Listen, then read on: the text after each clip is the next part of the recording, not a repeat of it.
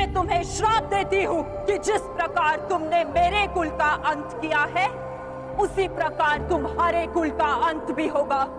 द्वारिका एक ऐसा प्राचीन धार्मिक शहर जिसे भगवान श्री कृष्ण ने बसाया था, लेकिन अचानक ऐसा क्या हुआ कि ये पूरी नगरी जलमग्न हो गई। समुद्र की गहराई में इसके अवशेष आज भी मौजूद है। तो चलिए जानते हैं द्वारिका नगरी का ऐतिहासिक रहस्य क्या है। मथुरा से निकलने के बाद भगवान श्री कृष्ण ने एक ऐसे नगर की स्थापना की जो काफी विशाल था। इस नगर का नाम था द्वारिका नगर।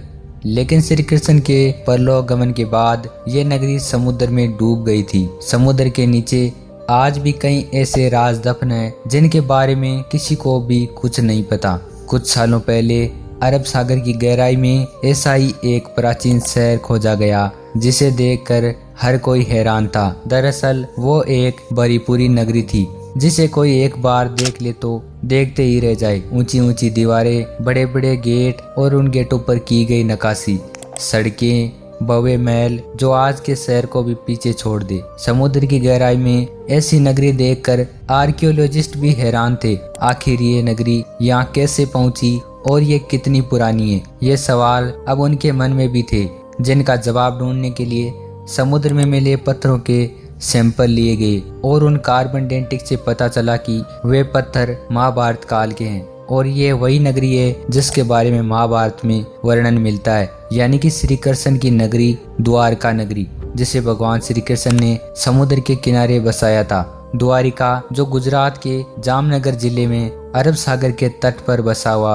एक छोटा सा शहर है। कंस का वध करने के बाद भगवान श्री कृष्ण यादव वंश के साथ मथुरा में रहने लगे, लेकिन कंस की मौत का बदला लेने के लिए उसके ससुर जरासंध ने मथुरा पर एक या दो बार नहीं बल्कि पूरे 17 बार आक्रमण किया। मथुरा पर बार बार आक्रमण हो रहे थे। इन आक्रमणों से वहां की प्रजा और यहाँ तक कि भगवान श्री कृष्ण भी दुखी हो चुके थे। इसलिए उन्होंने अपनी प्रजा की रक्षा के लिए मथुरा से कहीं दूर जाना ही उचित समझा। भगवान श्री कृष्ण ने अरब सागर के तट पर द्वारिका नगरी की स्थापना की और पूरे यादव वंश और प्रजा को द्वारिका नगरी में बसाने के बाद भगवान श्री कृष्ण वापिस मथुरा चले गए और जरासंध से युद्ध किया और उसका वध करने के बाद वो अपने परिवार के साथ खुशी खुशी रहने लगे। दरअसल पांडवों और कौरवों के बीच युद्ध शुरू होता है जिसमें भगवान श्री कृष्ण अर्जुन के सारथी बने। 18 दिनों के युद्ध के बाद आखिरकार पांडवों की जीत हुई और यहीं से शुरुआत हुई द्वारका नगरी के विनाश की।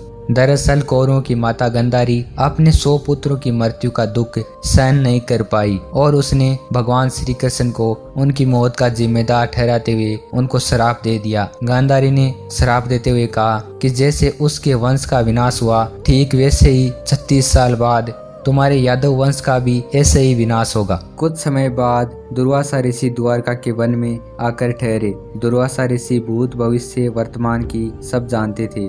श्री कृष्ण के पुत्र ने दुर्वासा ऋषि की परीक्षा लेने की सोची और वह गर्भवती का स्वरूप बनाकर दुर्वासा ऋषि के पास चला गया। जब दुर्वासा ऋषि ने ध्यान लगाकर देखा तो वे क्रोधित होकर बोले और कहा, इसके गर्भ से मूसल पैदा होगा और उसके कारण पूरे यादव वंश का विनाश होगा।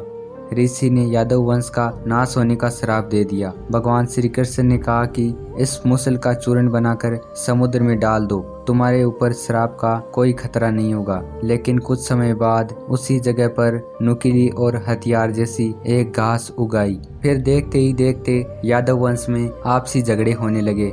द्वारिका में हर दिन कोई न कोई अनहोनी घटनाएं होने लगी। इसके समाधान में श्री कृष्ण जी ने कहा कि तुम प्रभास तीर्थ पर जाकर स्नान करो। उसी समय सारा यादव वंश स्नान करने के लिए समुद्र के किनारे चला गया, लेकिन वहां जाकर आपस में लड़ने झगड़ने लगे और समुद्र के किनारे उगे उस घास को उखाड़कर आपस में मारने लगे और थोड़ी देर में सभी यादव आपस में मारे गए।